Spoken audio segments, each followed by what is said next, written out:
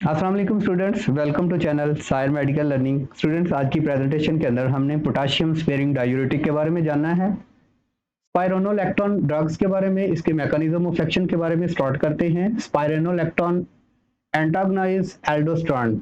ये क्या करती हैं स्टूडेंट? सबसे पहले तो आप इसके नाम को देखें।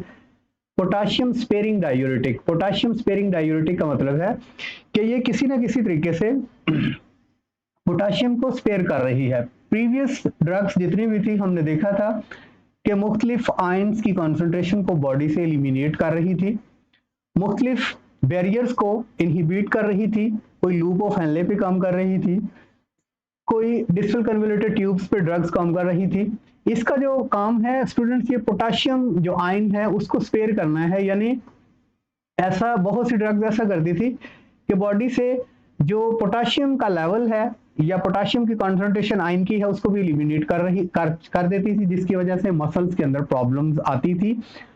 बाद में इस ड्रग्स की डिस्कवरी के साथ जो है ये प्रॉब्लम सॉल्व हुई कि पोटाशियम को ये बॉडी के अंदर रिटेन रखने लगी, ताकि बॉडी के अंदर पोटाशियम के लेवल को कम ना होने दिया जाए। इसका मैकेनिज्म ऑफ एक्शन जानते हैं कि ये किस तरह से काम करती है। स्पाइरोनोलैक्टोन एंटागोनाइज, ठीक है, एल्डोस्टेरोन। एल्डोस्टेरोन की बात की जाए तो ये यहाँ पे देखिए, एक तो एंटागोनाइज करती है, दूसरे नंबर पे किसको एंटागोनाइज करती है? एल्डोस्टेरोन। एल्डोस्टेरोन क्या है स्टूडेंट्स? हमारी बॉडी का एक हार्मोन है जो कि एड्रेनल ग्लैंड्स की प्रोडक्शन है, यानी हमारे जो किडनी पे प्रेजेंट ग्लैंड है इसकी प्रोडक्शन है एल्डोस्टेरोन।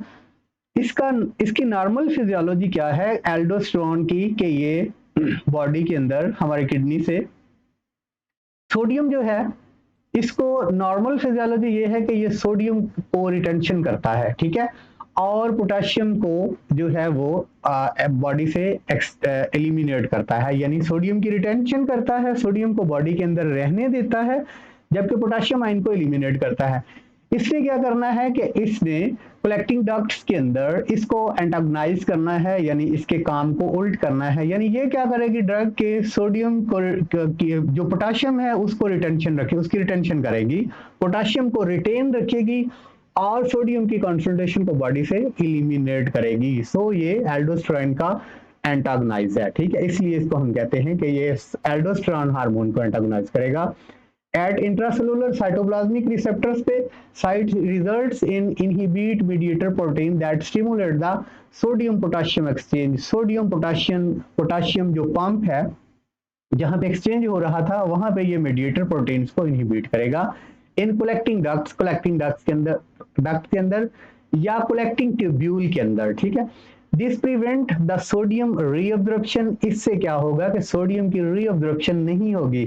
जब सोडियम की रीअब्जॉर्प्शन नहीं होगी तो डेफिनेटली यहाँ पे जो है ये सोडियम को बॉडी से एलिमिनेट कर दिया जाएगा और पोटाशियम और H+ जो आयन है, हाइड्रोजन आयन है, H आयन है, इसकी सिक्रेशन को बॉडी के अंदर रिटेन रहने दिया जाएगा। ब्लड के अंदर पोटाशियम और हाइड्रोजन सिक्रेशन रिटेन रहेगी, जबकि सोडियम की रीअब्जॉर्प्शन को जो है वो इनहिबिट किया जाएगा और सोडियम जो है बॉडी से एलिमिनेट हो जाएगा। इसलिए हम कहते हैं कि ये एल्डोस्टेरोन का एंटागोनाइज है। थेरेपेटिक यूजेस की बात करें तो these agents are used as a diuretic with an additional advantage with is retention of potassium।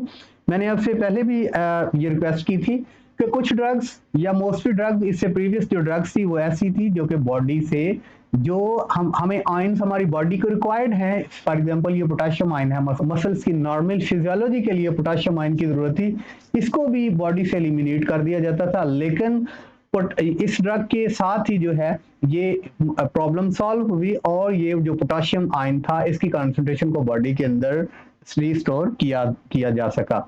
अगर इसके एडवर्स इफेक्ट की बात करें, गैस्ट्रिक अपसेट है, गैस्ट्रिक अपसेट हो सकती है, स्टोमिक के अंदर अपसेट, स्टोमिक अपसेट हो सकता है, डिस्पेप्सिया के सिम्टम्स हो सकती हैं जिसको हम गैस ट्रबल का नाम देते हैं, पेप्टिक अल्सर काज कर सकता है, हाइपोकलीमिया, और बॉडी के अंदर जो है ये हाइपोकैलेमिया है, ये कैल्शियम जो पोटाशियम का की कॉन्सेंट्रेशन है यहाँ पे कम है, लेकिन इसका जो एडवर्स इफेक्ट है वो हाइपरकैलेमिया है। बॉडी के अंदर कैल्शियम की पोटाशियम की कॉन्सेंट्रेशन, क्योंकि ये पोटाशियम को रिटेन रहने दे रही है, इसलिए हाइपरकैलेमिया होगा, हाइपो नहीं होगा। उसके बाद नोजिया या कंफ्यूजन काज कर सकती है। उसके बाद फार्माकोनाइटिक्स की बात करें, स्पाइरानोलैक्टोन्स की इज कम्प्लीटली अब्जॉर्ब्ड ऑरली, इसको ऑरल रूट से दिया जा सकता है, स्टोमिक के अंदर इसकी एब्जॉर्प्शन हो जाती है, और जो है स्ट्रांगली बॉन्ड टू प्रोटीन, यानी ये प्लाज्मा प्रोटीन के साथ स्ट्रांगली बॉन्ड हो जाती है। अगली ड्रग के साथ स्टूडेंट इंशाल्लाह दोबारा मुलाकात होगी, तब तक के लिए इजाजत हो। अस्सलाम वालेकुम।